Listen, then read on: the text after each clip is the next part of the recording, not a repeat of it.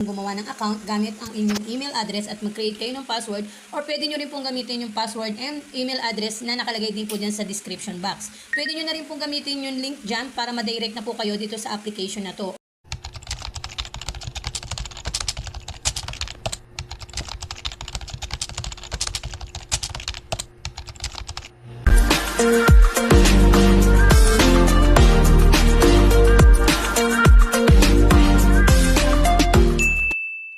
Hello everyone! For today's video, ay bibigyan ko lang kayo ng update about dito kay Tirlo. So si Tirlo nga guys, ay as of this week ay meron na po siyang 15.7% na personal rate. So meron na sila ngayon 13 number of transactions. So dito nga guys, pwede nga po kayong kumita nang wala pang 24 hours. Direct po yan guys sa inyong PayPal. So kailangan lang i-assure natin na ang ating PayPal, crypto wallet at GCash, lahat po yan ay verified. Dahil once na nagkaroon po kayo ng mali, or dahil kung hindi po verified ang mga account nyo dito, ay possible po na ma-on hold yung inyong kikitain dito kay Tirlo. So kailangan nyo lang i-assure yan, no?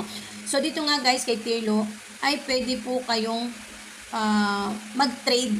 Ito po isang trading application na ang gamit po natin ay ang LTC. Mas recommended po natin yan kaysa sa BTC dahil mas mababa po yung LTC exchange into USDT kaysa kay BTC. So, na pwede namang mas malaki yung kitain nyo into USDT. Kaya mas recommended po namin yung LTC.